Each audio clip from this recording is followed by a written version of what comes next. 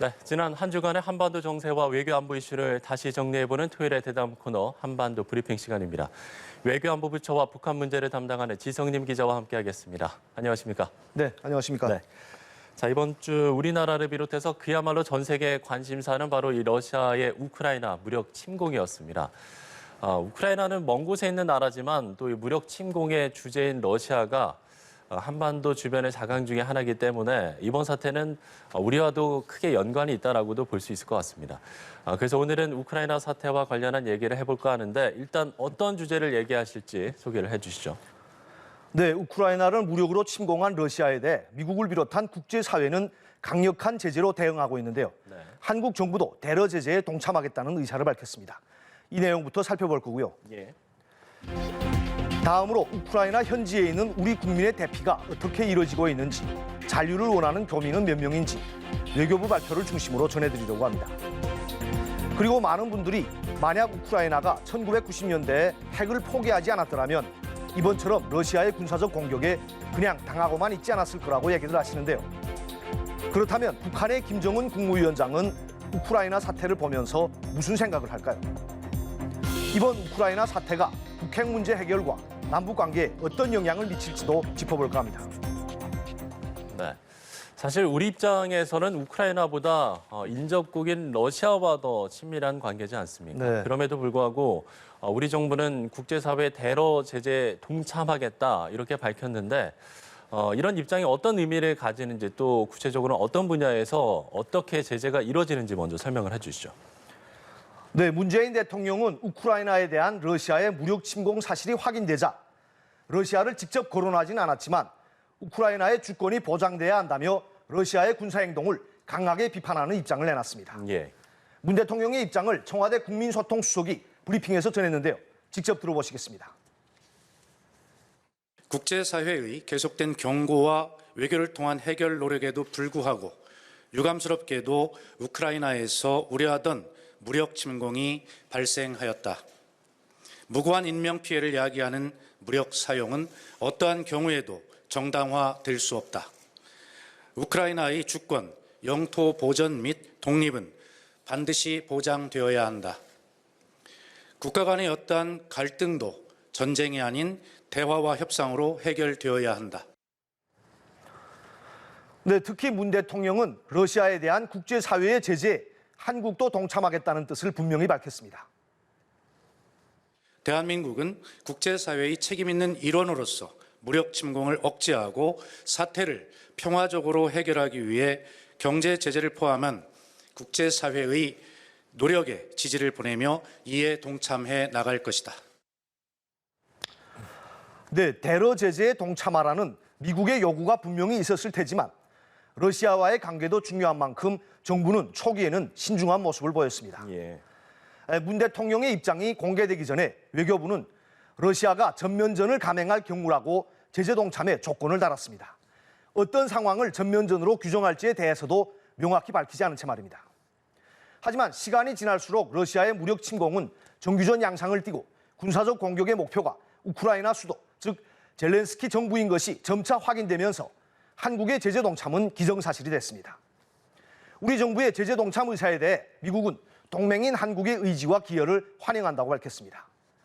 대러 제재와 관련해 한국은 주로 미국 주도의 수출 통제에 협력할 전망입니다. 네. 미국 상무부는 현지 시간 24일 러시아에 대한 수출 통제 조치를 발표했는데요. 러시아의 국방, 항공우주, 해양 분야를 주로 겨냥해 반도체, 컴퓨터, 통신, 정보보안 장비, 레이저, 센서 등이 수출 통제 대상에 포함된다고 설명했습니다. 상무부가 적용한 규정은 해외 직접 생산품 규칙인데요. 이는 미국 밖의 외국 기업이 만든 제품이라고 해도 제조 과정에서 미국이 통제 대상으로 정한 장비나 소프트웨어, 설계를 사용했을 경우에 수출을 완전히 금지할 수 있도록 한 강력한 제재입니다. 예.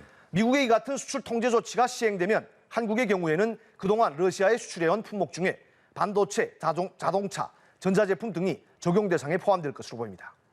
다만 정부는 일부 국가들처럼 독자 제재는 고려하지 않고 있다고 선을 그었습니다. 한국 정부가 직접 나서서 우크라이나 침공에 책임 있는 러시아 인사들에 대한 한국 내 자산 동결이라든가 여행 금지와 같은 독자적인 제재는 부과하지 않겠다는 취지입니다. 네, 그런가 하면 우크라이나 현재 있는 우리 국민이 60여 명 정도라고 하는데 이분들의 안전도 상당히 중요할 것 같습니다. 네. 우리 교민들의 대피 상황도 전해주신다면요.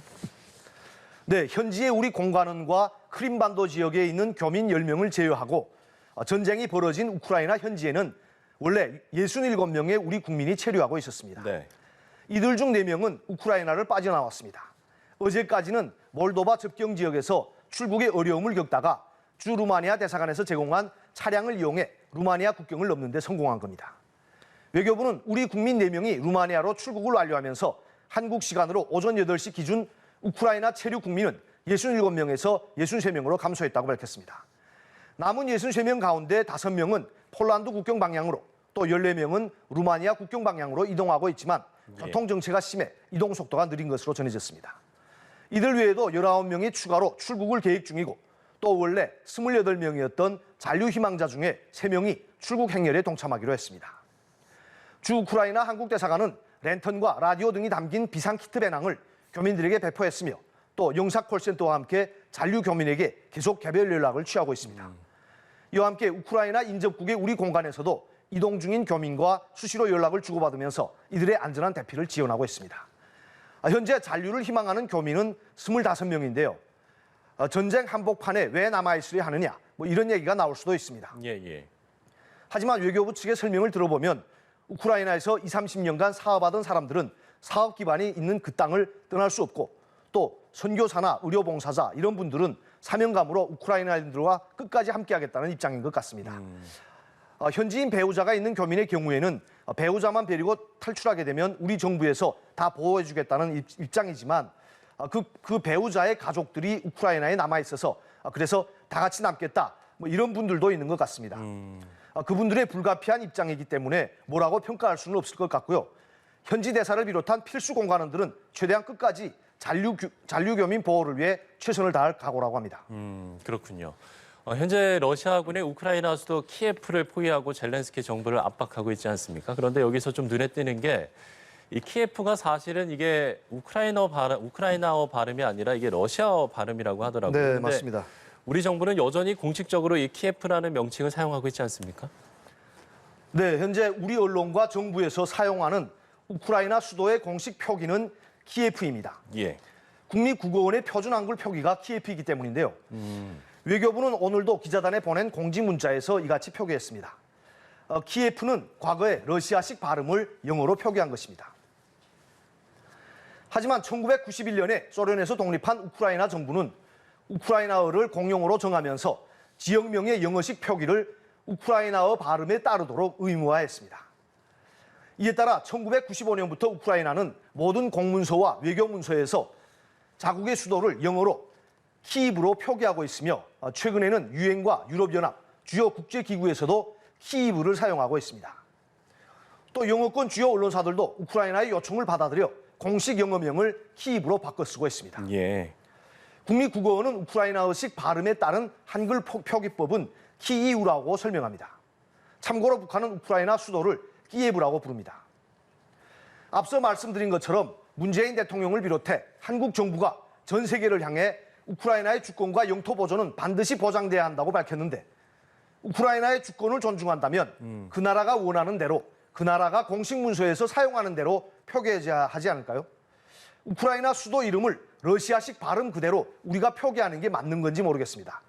그것도 이번에 우크라이나를 침공한 나라가 바로 그 러시아인데 말입니다. 예. 우리가 우크라이나 수도를 키이브가 아니라 키예프라고 부르는 것은 마치도 서울의 일본식 발음을 영어로 표기하는 것과 같은 경우가 아닐까요? 일본은 서울을 소우루라고 부르는데요. 미국 정부가 만약 공문서에서 한국의 수도를 일본식 발음의 영어 표기로 사용한다면 우리 기분은 어떨까요?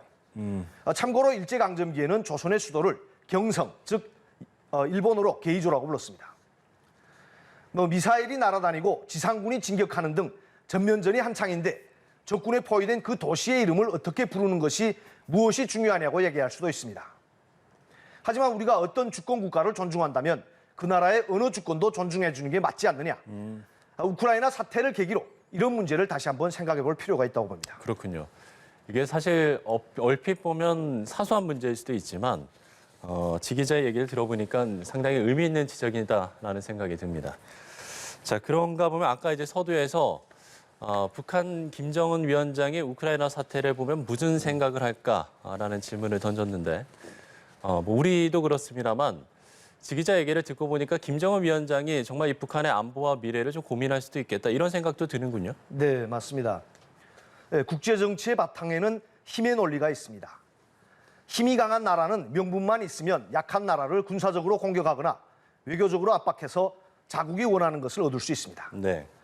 힘이 없어서 러시아에 얻어맞는 우크라이나에 대해 안타깝다고 생각하는 것과 별개로 한국도 이번 사태를 보면서 교훈을 얻어야 한다고 생각합니다. 우리나라의 경우에는 외국의 무력 침공을 받을 경우 미군이 자동 개입할 수 있는 한미 상호방위조약과 이를 근간으로 하는 한미동맹 그리고 주한미군 등이 안보적 측면에서 매우 중요하다는 걸 이번에 다시금 느낄 수 있습니다. 그러면 북한은 김정은 국무위원장은 우크라이나를 보면서 어떤 생각을 할까요? 물론 북한과 중국도 군사동맹 관계입니다. 1960년대에 체결돼 지금까지 유지되고 있는 북중 우호조약에도 한 국가가 군사적 공격을 받으면 다른 한 국가도 전쟁에 자동 개입한다는 조항이 있습니다. 하지만 북한은 역사적으로 중국과 러시아를 믿지 않았습니다. 또 미국이 북한을 공격할 경우 중국군이 자동 개입한다고 해도 중국의 군사력이 아직은 미국과 게임이 안 된다는 것을 북한도 잘 알고 있습니다. 그래서 김정은 위원장은 이번에 러시아의 무차별적인 군사 공격에 속수무책인 우크라이나를 보면서 강대국과 열강에 맞서려면 결국 핵을 절대로 포기하면 안 되겠다는 생각을 더 굳혔을 것 같습니다. 네. 우크라이나는 원래 세계 3위 규모의 핵보유국이었습니다. 1991년 소련이 해체되면서 소련 당국이 서방과 가까운 우크라이나 지역에 배치했던 1,700여 개의 핵탄두와 대륙간 탄도미사일 170여 기, 전략 핵폭격기 40여 대가 그대로 남은 겁니다. 물론 그 핵무기의 원래 주인은 소련이지만 우크라이나 독립과 함께 그리고 소련이라는 사회주의 체제가 사라진 만큼 그대로 우크라이나 소유가 됐습니다. 미국도 미국이지만 러시아에는 인접국인 우크라이나의 핵무기가 직접적인 위협이 됐습니다. 그래서 1994년 미국과 러시아 등 관련국들이 모여 우크라이나가 핵을 포기하는 대신 독립과 영토 보존을 보장하고 경제적 지원을 한다는 내용의 부다페스트 안전보장 각서를 체결하게 됐습니다. 독립을 갓 선포한 우크라이나는 핵보다 경제가 더 시급하다고 판단하고 1996년까지 핵탄두와 ICBM을 모두 러시아로 반출해 핵폐기를 완료했습니다. 네. 러시아로 핵무기를 보내서 폐기했는데 바로 그 러시아가 우크라이나를 침공한 겁니다. 역사에는 가정이 없다고 하지만 우크라이나가 여전히 핵을 갖고 있었다면 러시아가 이번처럼 쉽게 쳐들어왔을까 생각해보지 않을 수 없습니다. 실제로 우크라이나 외무장관도 미국 언론에 출연해 1994년의 핵포기 결정이 현명한 판단이 아니었다고 고백했습니다. 아마 김 위원장도 28년 전 우크라이나의 선택과 지금의 상황을 지켜보면서 많은 생각을 할 겁니다. 정부 당국자들과 전문가들은 북한이 2월 들어 무력 시위도 일절 안 하고 조용히 있는 것은 베이징 올림픽을 치르는 중국의 체면을 고려한 것이라고 평가하고 있습니다. 그런데 베이징 올림픽이 폐막한 이후에도 북한은 미국을 자극하는 행보에 나서지 않고 있습니다. 특히 북한 매체는 러시아의 우크라이나 침공에 대해서도 함구하고 있습니다. 강대국이 힘이 약한 나라를 일방적으로 무력 침공하는 이런 상황을 어떻게 평가하고 또 주민들에게는 어떻게 설명할지 아직 정리가 안 돼서일 수도 있습니다. 그만큼 생각이 복잡하다는 얘기죠. 북한이 잠잠한 것과 관련해 여러 가지 해석이 나오는데요. 예. 현재 미국이 우크라이나 사태에 초집중하는 상황에서 탄도미사일을 발사해봐야 아무런 관심도 못 받기 때문이라는 관측이 우세합니다.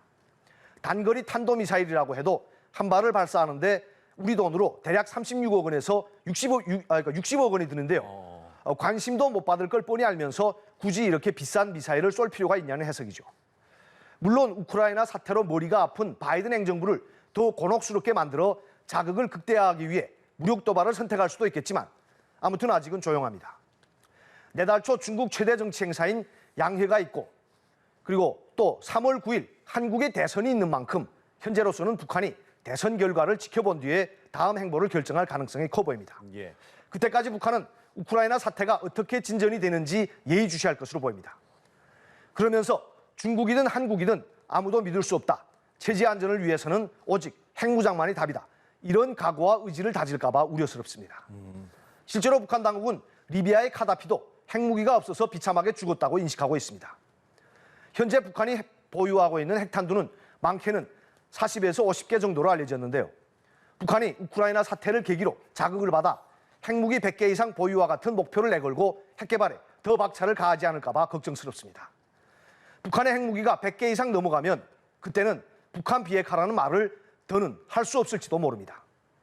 핵무기가 적을 때는 비핵화를 목표로 할 수 있지만 핵무기가 100개가 넘어가면 북한은 비핵화가 아니라 핵 군축을 카드로 대북 제재 해제를 요구할 수 있기 때문입니다. 예. 이번 대선에서 누가 당선될지 알 수 없지만 이재명 정부가 되든 윤석열 정부가 되든 이제는 보다 실효적인 북핵 문제 해결책을 고민해야 할 것으로 보입니다. 네, 이렇게 북한의 입장과 또 행보까지 저희가 전망을 해봤습니다. 우크라이나의 운명이 며칠 내로 결정될 거라는 전망이 나오고 있습니다. 러시아의 우크라이나의 침공을 보면서 우리나라 또 이 한국의 안보에 대해서 생각해보는 시간이었던 것 같습니다. 다음 주에는 또 어떤 외교 안보 이슈가 발생할지 주의 깊게 지켜봐야 될 것 같습니다. 지성님 기자와 함께했습니다. 오늘 말씀 고맙습니다. 네, 감사합니다.